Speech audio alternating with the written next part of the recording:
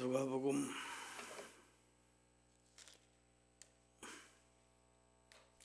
12장 13절서부터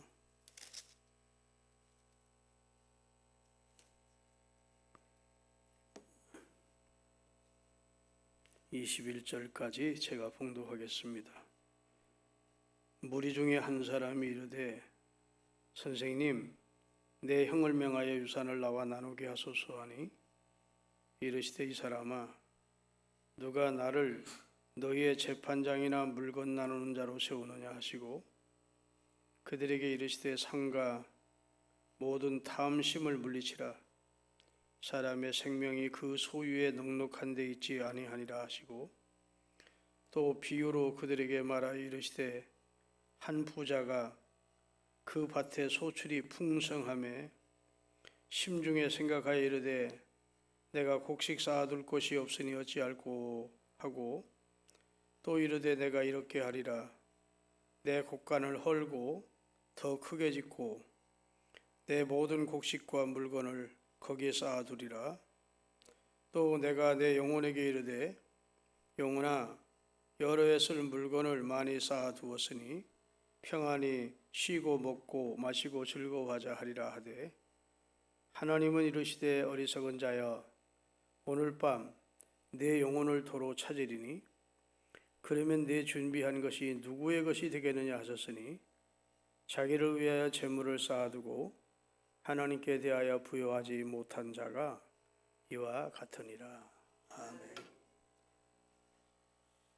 이래 자리에 앉으셔서 우리 찬양 505장 함께 부르겠습니다.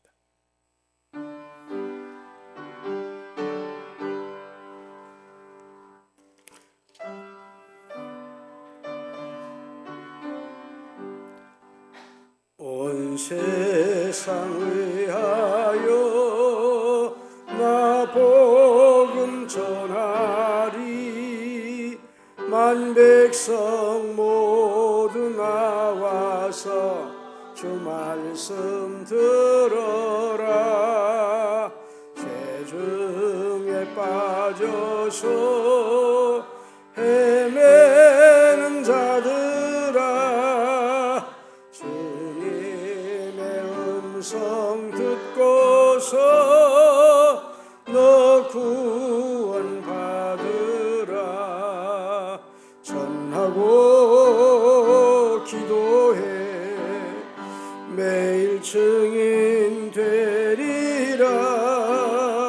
세상 모든 사람 다 듣고 그 사랑 알도록 온 세상 위하여 이 복음 전하리.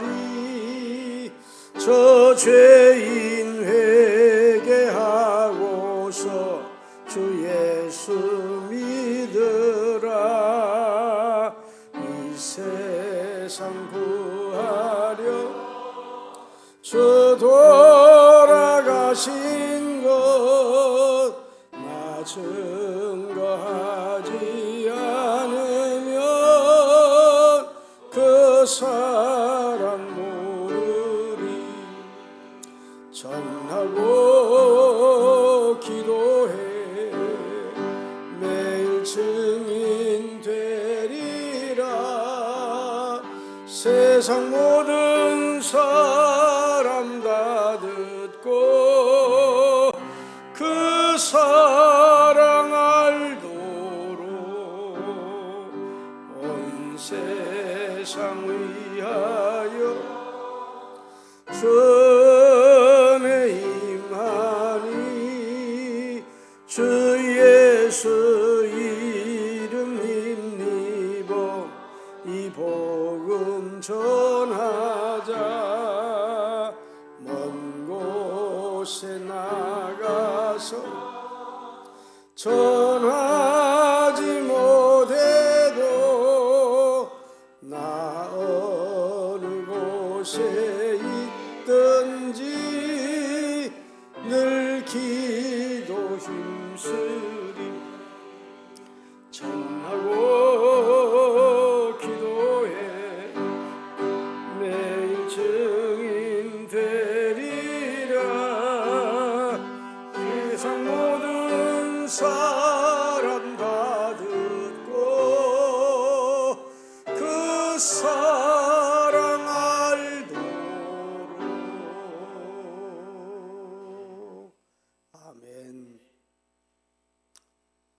주변에 앉아 계신 분들하고 눈 인사를 하면서 은혜 받으시라고 인사하십시다.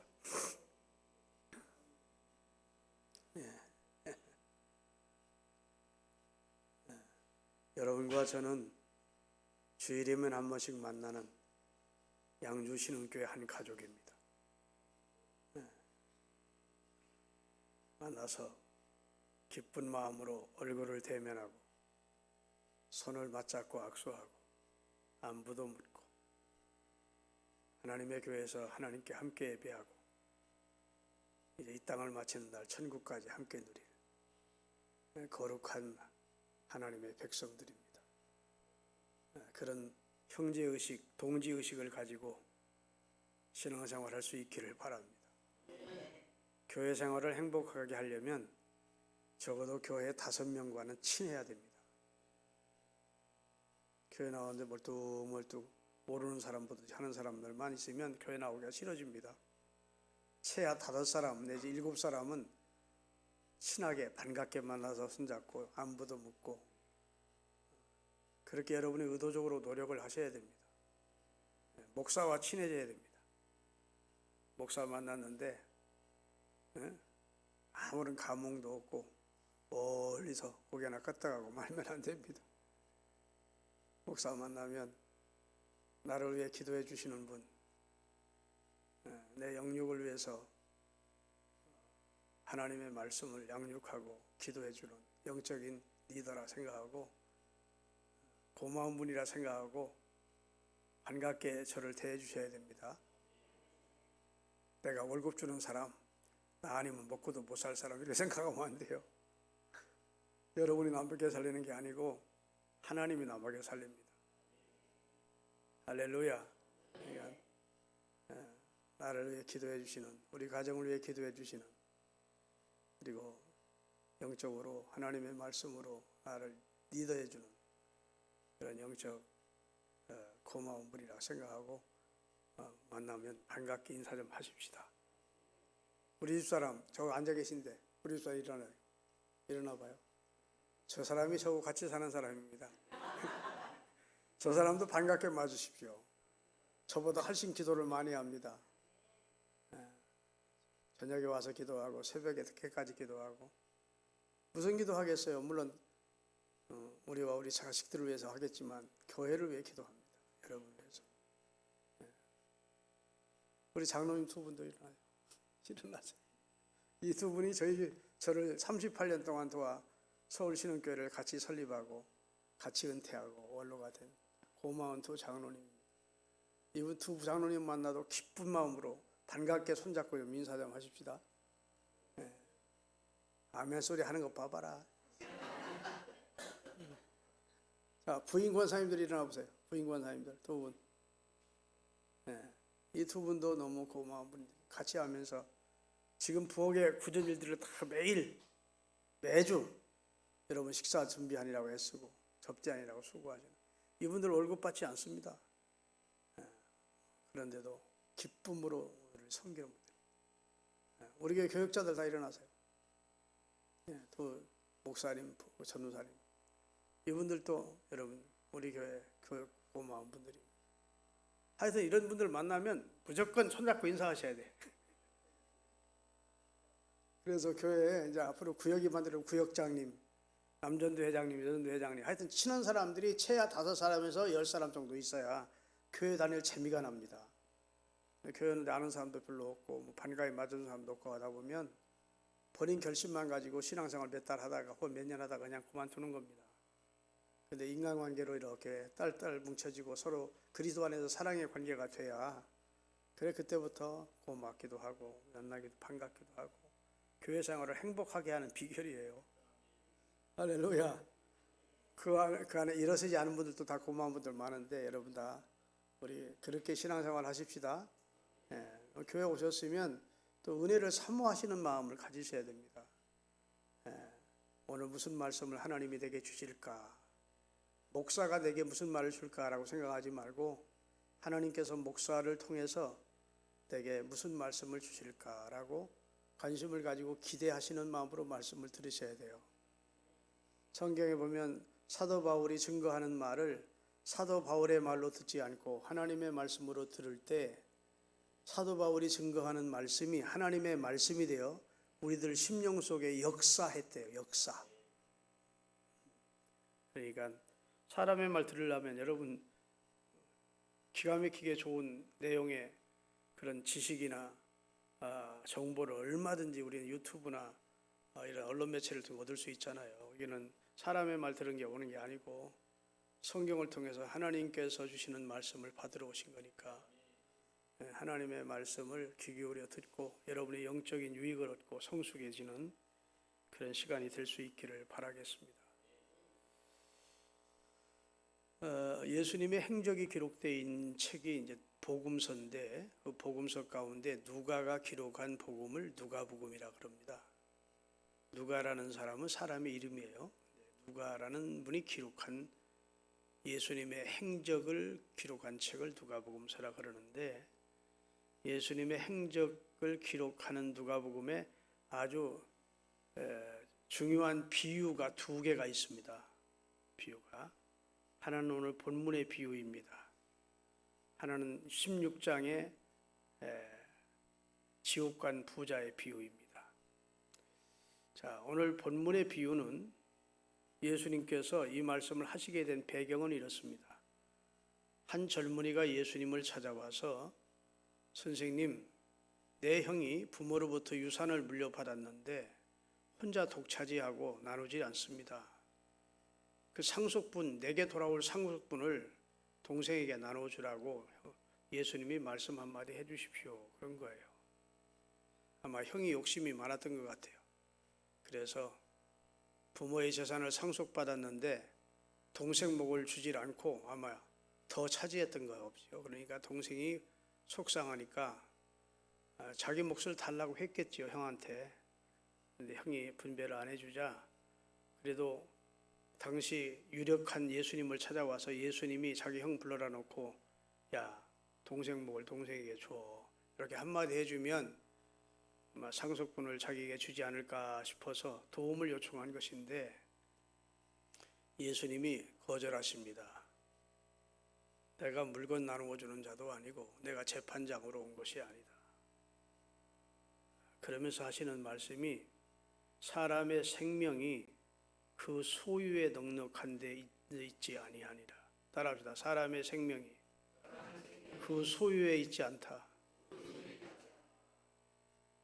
사람의 행복이 그 소유에 있지 않다는 뜻이고 사람의 구원이 그 소유의 넉넉함에 있지 않다는 뜻입니다. 사람이 구원받고 구원받지 못하는 것은 소유와는 상관이 없다는 겁니다. 사람의 행복이 그 소유와는 상관이 없다는 것입니다. 할렐루야. 그러면서 상가 모든 탐심을 물리치라. 사람의 소유가 그 행복의 전부가 아니다. 이렇게 말씀하십니다. 탐심을 물리치고 탐욕, 탐심이 사람을 불행하게 하는 거다. 이렇게 말씀하면서 한 이야기를 하신 겁니다. 어느 동리에 큰 부자가 많은 농사채를 가지고 농사를 짓고 있었는데 그 해는 더더군다나 풍년까지 들었다. 그래서 소출이 풍성하게 되어 기존 창고에는 가득가득 채워서 더 쌓을 곳이 없어서 곡간을 헐고 다시 큰 창고를 짓고 가득가득 그에 채워놓았다. 그리고 득의해서 기분이 흠뻑 좋아서 내 영혼아 여러 해 먹고 쓰고 즐기고 살 재물을 쌓아두었으니 먹고 마시고 즐기자. 이렇게 큰 소리를 치고 있었다. 근데 하나님이 내려다보셨다. 그리고 이렇게 말씀하셨다. 이 어리석은 놈아, 내가 오늘 밤 내 영혼을 도로 찾을 텐데, 내 영혼을 데려갈 텐데, 네가 가득가득 쌓아놓은 창고의 재물이 다 누구 것이 되겠느냐. 그리고 그 사람의 영혼을 취하셨다. 그래서 그 사람을 어리석은 부자라고 한다. 이런 내용입니다. 누가복음 16장에는 또 다른 비유가 나옵니다. 얼마나 큰 부자인지 큰 저택에 임금이 입는 자색 옷을 입고 날마다 친구와 친지들을 불러서 연회를 열고 잔치하는 부자가 있었다. 그 집 대문 앞에 그 집에서 나오는 음식 찌꺼기로 겨우 배를 채워가는 거지 나사로가 있었다. 참 대조적이지. 한 사람은 집안에 큰 부자, 왕처럼 부자로 살고 있고, 한 사람은 대문간에서 음식 쓰레기를 주워 먹고 사는 부자가, 가난한 나사로가 있었다. 둘 다 세월이 지나 세상을 떠났다. 그런데 나사로는 하나님의 품에 안겼다. 아브라함의 품은 하나님의 품을 말하는 겁니다. 하나님의 품에 안기는 구원을 받았다. 그런데 날마다 호화로이 잔치하면서 살던 부자는 그만 불꽃 가운데 지옥불에 들어갔다. 예수님이 직접 하신 말씀이에요. 예수님은 하늘에서 오신 분이기에 그분은 흐트른 말씀을 하시는 분이 아닙니다. 지옥에 갔다. 하루는 그 지옥의 불꽃 가운데서 너무너무 24시간 1년 360일 뜨거운 불 속에 고통을 당하고 있다. 하루는 눈을 들어보니까 자기 집에 대문에서 음식 쓰레기를 주워 먹고 살던 나사로가 하나님의 품에 안겨 있는 것을 눈을 멀리 보았다. 그래서 나사로의 손끝에다가 물 한 방울을 찍어 내 혀를 좀 서늘하게 해달라고 간청하게 됐다는 겁니다. 너무너무 심한 갈증으로 지옥의 고통을 당하던 이 부자가 나사로를 이곳에 보내어 그 손끝으로 물 한 방울을 찍어 내 혀를 좀 서늘하게 해주소서 했을 때 허락되지 않았다. 그랬더니 두 번째 소원을 얘기했다. 이 부자가 하는 말이, 그러면 내 형제가 지상에 아직도 죽지 않고 이 지상에 5명의 형제가 있는데 저들은 죽어서 나 있는 이 지옥에 오지 않고 천국에 올 수 있도록 죽은 저 나사로를 다시 살려서 내 형제들에게 보내어 나 있는 지옥에 오지 않도록 전도해달라. 그랬더니 그것도 허락되지 않았다. 하나님이. 왜? 지상에는 모세와 선지자들과 많은 목사와 장로들과 전도자들이 있다. 아닙니다, 하나님. 우리 형제들은 완악해서 죽은 나사로가 다시 살아나서 전도하면 믿을까? 기존 전도자들이 전도하면 안 믿을 겁니다. 그랬더니 하나님께서 말씀하십니다. 뭐라고 말씀하시냐? 목사와 전도자들을 통해 듣지 아니하는 자는 비록 죽은 자가 살아나서 전도할지라도 듣지 않는다. 아멘. 다시 말해 구원에 이르는 믿음은 죽은 자가 살아나고 이적을 보인다고 믿어지는 게 아니고 하나님이 믿음을 주신 자들이 구원을 얻는 거예요. 나는 이런 말씀 생각하면 너무 감사한 겁니다.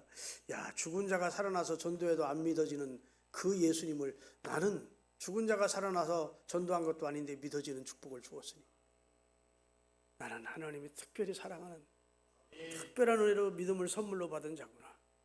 죽은 자가 살아나서 전도를 해도 안 믿을 사람은 안 믿는데 멸망받을 사람은 멸망하는데, 그런데 우리는 죽은 자가 살아나서 전도한 건 아니잖아요. 어떤 누구를 통해 우리가 전도를 받고 성령의 감동을 받고 우리는 구원의 이름은 믿음을 가지게 됐다고. 그러니 참 우리가 특별한 하나님의 은혜를 입은 자구나. 감사하지 않을 수가 없는 겁니다. 여러분, 우리가 한 세상을 살면서 이 누가복음 12장에 있는 내용은 죽을 때까지 얘기고 누가복음 16장의 비유는 죽은 이후 천국과 지옥 얘기까지 진행이 되는 내용입니다. 여러분, 제주도에 가면 도깨비 도로라는 도로가 있습니다. 저도 가본 적이 있습니다. 실제로는 경사가 낮은 내리막길인데 영락없이 오르막길처럼 보이는 도로입니다. 그래서 그곳에 가서 실험을 합니다. 그래가지고 자동차를 엔진을 중립해 놓고 딱 놔두면 꼭 올라가는 길로 내려갑니다. 내려가는 길로 올라가고. 그러니까 착시 현상이죠. 네. 여러분, 새 건물 지어놓고 유리에 얼굴 부딪혀가지고 얼굴 다치고 피투성이 되는 사람 많습니다. 왜냐하면 유리가 너무 맑아서 유리 없는 줄 알고 막 뛰어들어가다가 쾅 부딪혀가지고 피투성이 되는 사람이 꼭 있습니다. 착시죠, 착시. 우리나라에 어느 납북 어부가 실제 있었습니다. 이 사람이 강화도 옆 위쪽에서 물고기를 잡다가 점점점 물고기가 많이 잡히니까 위쪽으로 올라가 가지고 북한 해역까지 들어갔습니다. 북한 해역까지라고 생각을 못했는데 북한에서 보니까 자기 해역으로 들어온 거예요. 그래가지고 납북해 갔습니다. 거기서 살려니까 자기가 어찌어찌하다 보다 물고기 잡아서 여기까지 왔다고 하지 못하고 뭐라고 했을까요? 북한이 살기 좋을 것 같아서 넘어왔다고 거짓말을 했습니다. 그리고 한 20년 북한에서 꼭두각시로 살다가 20년 후에 남한에 와서 어머니를 만났습니다. 그리고 다시 돌아가는데 엉 울면서 돌아갔습니다. 여러분, 북한에 가고 싶어서 갔겠습니까? 어떻게 물고기 잡는데 정신 팔다 보니까 북한 해역으로 넘어갔었고 살려니까 북한에 살러 왔다고 거짓말했고 20년 동안 그냥 노예처럼 살다가 엄마 만나러 왔다가 다시 헤어지는 입장이 되니까 울면서 가는 모습을 우리가 가슴 아프게 본 적도 있습니다. 여러분, 사람이 이 세상을 살면서요 착각하는 경우가 많습니다. 오늘 본문에 보면 누가복음 12장에 나오는 이 사람도 착각했습니다. 이 세상이 전부인 줄 알았습니다. 먹고 마시고 즐기고 영혼까지도 창고에 가득 쌓아놓은 재물 가지고 영혼도 만족할 줄 알았습니다. 근데 착각이죠. 여러분, 성공 같지만 이 인생은 실패한 인생입니다. 아무리 땅을 많이 가지고 있고 창고를 크게 짓고 가득가득 채워놨어도 이 인생은 실패한 인생으로 끝납니다. 인생이 자기 마음대로 되는 줄로 착각을 했습니다. 그래서 가득가득 창고에 채워놓고 이렇게 말합니다. 내가 내 영혼에게 이르되 내 영혼아 여기 내가 I, 내 마이, 영어로 말하면 I, 마이를 6번을 거듭합니다. 내가 19절 한번 띄워줄까요? 다 같이. 또 내가 내 영혼에게 이르되 영혼아 여러 해 쓸 물건을 많이 쌓아두었으니 평안히 쉬고 먹고 마시고 즐거워하자 하리라 하되 아멘. 여기 내가만 찾지 하나님이란 단어가 들어갑니까 안 들어갑니까? 한마디도 안 들어갑니다. 하나님이 지난 1년 동안 우로지택을 허락하셔서 농사 잘 되게 하셔서 감사하다. 이런 말 한마디는 할 수 있잖아요. 하나님 감사합니다. 하나님 많은 재물을 주셨는데 어떻게 사용할까요? 뜻있게 사용하고자 하는 마음을 좀 가져야 되는데 그저 먹고 마시고 즐기자고 하는 이런 생각만 하고 있었다는 겁니다. 여러분, 인생이라고 하는 것이 다 내 인생이고 내 뜻대로 되는 것이 아닙니다. 내 인생은 주의 것이에요. 시편 127편 1, 2절을 띄우겠습니다. 다 같이 시편 127편 1, 2절. 여호와께서 집을 세우지 아니하시면 세우는 자의 수고가 헛되고 여호와께서 성을 지키지 아니하시면 파수꾼의 깨어 있음이 허세로다. 여호와께서 지켜주셔야 된대요. 여호와께서 함께 해주셔야 되고 여호와께서 높이실 때 높아지는 것이고 여호와께서 함께 하실 때 함께 되는 것이 여호와의 은혜가 아니면 안 된다는 것이 성경의 선언입니다. 사람의 죽고 사는 것이 하나님의 권세에 달려 있다고 말씀하고 있어요. 이 부자는 60만 즐거우면 행복할 줄 알았습니다. 그리고 이 부자는 죽은 이후에 내세가 있는 줄을 알지 못했습니다. 세상이 하도 좋으니까 죽기가 싫었을 것입니다. 그래서 아예 죽음을 외면하고 살았겠지요. 그런데 불현듯 그에게 죽음이 다가온 것이죠. 오늘 밤 내 영혼을 찾을 것이다. 하나님은 이르시되 이렇게 말씀하시면서 그 영혼을 불러 가시게 되는 겁니다. 그는 죽음으로 모든 것을 잃었습니다. 그 많은 재산, 가족, 친지 다 두고 갈 수밖에 없었습니다. 그리고 내세인 지옥으로 가지 않을 수 없지요. 죄송하지만 모든 사람은 죽습니다. 저도 여러분도 죽습니다. 우리가 애써 외면하고 산다고 죽음이 나를 비껴가지 않습니다. 따라합시다. 사망률은 100%다. 사망률은 100%요. 사람이 한 번 죽는 것은 정하신 것입니다. 그리고 그 사망은 하루하루 내게 다가오고 있습니다. 엄연한 현실입니다. 그리고 죽음 이후에 하나님은 심판이 있습니다. 그러면 우리가 이 죽기 전에요, 세 가지를 꼭 알아야 돼요. 첫째는 하나님을 알아야 됩니다. 아멘 하십시오. 여러분, 공자님을 찾아와서 어떤 아이가 물었습니다. 공자님, 하늘의 별이 몇 개예요? 너무 멀어서, 너무 까마득히 멀어서 잘 모르겠다. 그래요, 공자님? 그러면 속눈썹은 몇 개예요? 그것도 모르겠다.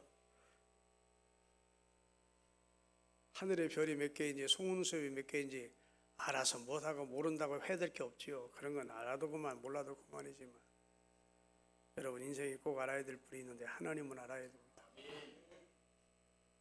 인생의 시작이 하나님으로부터 시작이 돼요. 창세기 1장 1절에 태초에 하나님이 천지를 창조하시니라.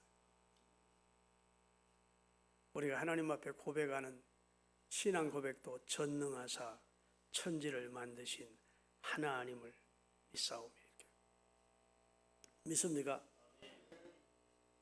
인생에 대해서 철학을 논하고 문학을 논하고 예술을 논해도 하나님 모르면 무식한 겁니다. 소도 알고 나귀도 그 주인은 아는데 인생이 왜 하나님을 모르느냐고 하나님은 안타까워하고 있습니다.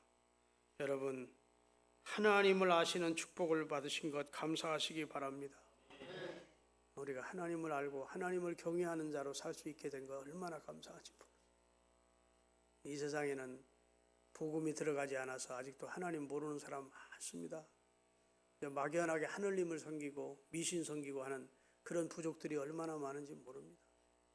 그런데 예수 그리스도를 구원자로 우리에게 보내주신 고마우신 여호와 하나님을 우리가 알고 믿고 경외하고 그분을 예배하며 산다는 것이 얼마나 큰 축복인지 하나님 앞에 다시 한번 감사하시는 여러분이 되시기를 바랍니다. 하나님은 모든 것의 원인자가 되십니다. 모든 것이 시작이 되시는 분이에요. 그분은 스스로 계신 자이시고 창조주이시고 참신이십니다. 시편에 보면 모든 것이 통달해도 하나님을 모르면 어리석은 사람이 된다고 말씀하고 있습니다. 왜? 하나님은 생명의 근원이시고 우주의 주인이시고 만물의 창조자이시고 모든 인류의 아버지가 되십니다. 그분이 여호와 하나님이십니다. 그 여호와 하나님을 경외하며 사시는 여러분이 되신 것을 하나님께 감사하며 그 하나님만을 평생 섬기며 살아가실 수 있기를 바라겠습니다. 그 다음에 이 사람은 두 번째로 하나님만 모르는 게 아니고 이웃도 몰랐습니다. 이 어리석은 부자는 이웃을 몰랐어요. 아니, 그렇게 가득가득 창고에 하나님이 채워주셨으면 주변에 어려운 사람도 좀 생각하고 뜻있는 일도 위해서 써야 되겠다 이런 말을 할 법도 하잖아요. 그런데 내 영혼아 먹고 마시고 즐기자, 먹고 마시고 즐기자 이러고 말았다는 겁니다. 여러분, 기독교는요, 하나님 사랑하고 이웃 사랑하라는 것이 성경의 가르침입니다. 마태복음 22장 37절에서 40절이에요. 다 같이 이 말씀을 꼭꼭 여러분 아주 마음에 새기면서 읽으셔야 됩니다. 예수께서 이르시되, 같이 읽어요. 내 마음을 다하고 목숨을 다하고 뜻을 다하여 주 너희 하나님을 사랑하라 하셨으니 이것이 크고 첫째 되는 계명이요 두 번째 계명도 이와 같으니 네 이웃을 네 자신과 같이 사랑하라 하셨으니 이 두 계명이 온 율법과 선지자가 가르친 성경의 강령이니라 그랬어요. 하나님을 사랑하라는 것과 이웃을 사랑하라는 것은 성경의 대전제에 된 말씀이라는 겁니다. 하나님만 사랑하면 반쪽 사랑입니다. 이웃은 관계없고, 이웃은 지금 헐벗고 굶주리는데도 사랑의 손길을 펴지 않고 교회만 잘 다니는 거 하나님 기뻐하지 않습니다. 교회는 안 다니고 하나님은 섬기지 않고 이웃만 구제하는 거 하나님 기뻐하지 않습니다. 하나님 경외하고 이웃을 사랑하고, 그것이 성경의 가르침이에요. 그래서 십자가가 이렇게 생겼습니다. 하나님과의 관계, 그 다음에 이웃과의 관계, 이렇게 십자가예요. 하나님 사랑하고 이웃 사랑하라는 것이 성경의 대전제라고요. 그러면 이 사람이 하나님의 축복을 받아서 곡식을 창고에 가득가득 채우게 됐다면, 그러면 하나님께서 주신 복을 어떻게 사용할까 좀 나누어야 되겠다, 이렇게 생각했다면 하나님이 얼마나 기뻐했겠어요. 여러분, 세상 사람들이 급변사태로 다 죽고 자기 식구만 살았으면 좋겠다고 생각한 사람이 있었대요.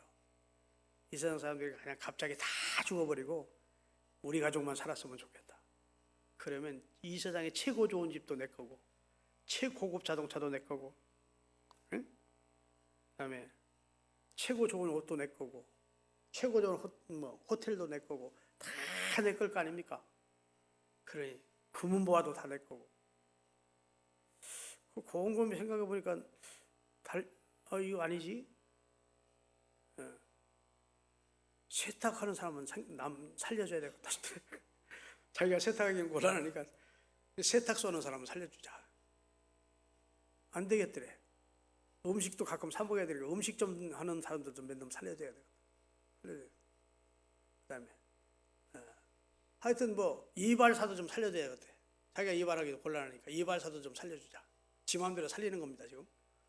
미용사도 좀 살려야 되겠더래.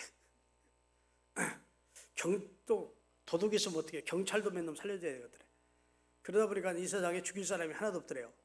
에이, 다 살아라 그랬대. 인간은 사회적인 존재라서 서로 돕고 도움받으며 사는 겁니다. 하나님이 그렇게 지었어요. 아멘. 내가 소중한 반면 남도 소중한 거죠. 내 인격도 소중하고 남의 인격도 소중하고. 믿습니까? 하나님이 나에게 남보다 좀 많이 주셨으면 나누라고 주셨다고 생각하시고, 주변 사람들에게 도움을 주는 것은 하나님께 구워주는 거래. 네가 남들에게 도움을 주었으면 하나님이 그걸 하나님께 구워준 걸로 보시고 하나님이 갚아주신대. 믿습니까? 내가 A라는 사람이 불쌍해서 예를 들어서 얼마나 도움을 줬으면 하나님이 이 사람이 내게 못 갚으면 하나님이 갚아주시겠대요. 성경에 약속돼 있어.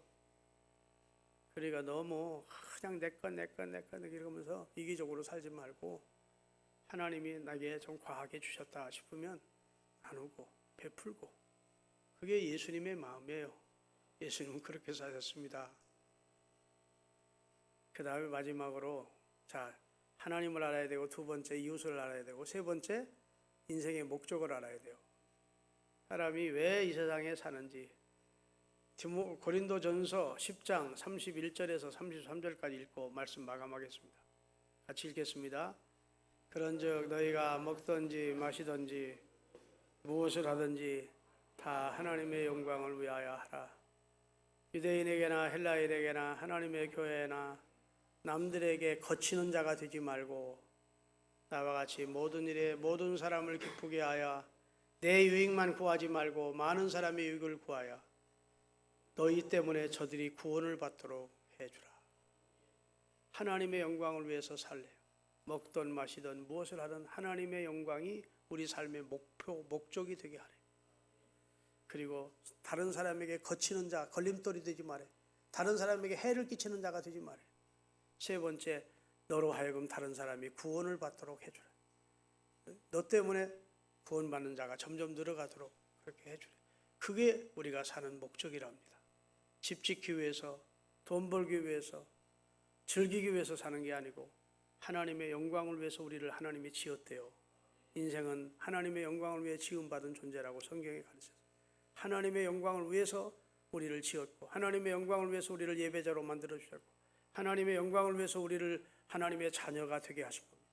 하나님의 영광을 위해서 살아야 되고, 하나님의 영광을 위해서 여러분 예배하고 하나님의 영광을 위해서 헌신하며 사시기를 주의 이름으로 축원하고, 다른 사람에게 절대로 거치는 자로, 해를 끼치는 자로, 걸림돌로 되지 말고 다른 사람에게 유익을 주는 자가 되시고, 여러분 때문에 한 영혼이라도 더 구원 얻는 놀라운 역사를 이루어내시는 하나님의 사람들로 살아가시기를 예수 그리스도의 이름으로 축원합니다. 그래서 하나님 앞에 섰을 때 야, 잘했다 이 소리 꼭 들어야 돼요. 인생의 결론은 이 세상의 죽음으로 끝나는 게 아니고 하나님 앞에 섰을 때 끝납니다. 여러분 성산문이라는 사람 아시죠? 들어보셨죠? 사육신 가운데 충신 가운데 하나죠. 단종을 위해 생명을 바친 사람입니다. 이 성산문이가요, 형장에서 목이 달아나기 직전에 마지막 시를 하나 지었습니다. 그 시가 참 서글픈 시입니다. 이런 내용이에요. 북은 울려 인의 목숨 재촉하는데, 둥둥둥둥둥 하면서 이제 목 자르려고 그런 거죠. 북은 울려 인의 목숨 재촉하는데 돌아다 보니 해는 서산에 걸렸구나. 황천길에는 주막 하나 없다는데 오늘 밤 나는 어디서 쉬어갈꼬.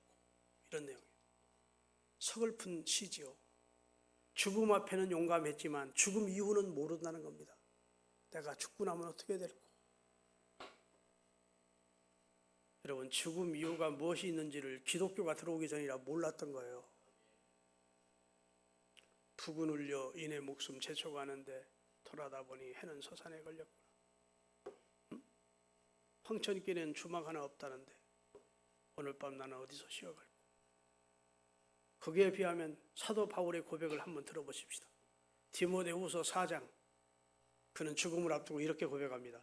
나는, 다 같이 읽겠습니다. 나는 선한 싸움을 싸우고 나의 달려갈 길을 마치고 믿음을 지켰으니 이제 후로는 나를 위하여 의의 면류관이 예비되었으므로 주 곧 의로우신 재판장이 그날에 내게 주실 것이며 내게만 아니라 주의 나타나심을 사모하는 모든 자에게 잘했다라고 주님이, 착하고 충성된 종이라고, 신앙의 경주를 잘했노라고 주님 앞에 섰을 때 면류관을 우리에게 주실 것이라 고백하고 있는 겁니다.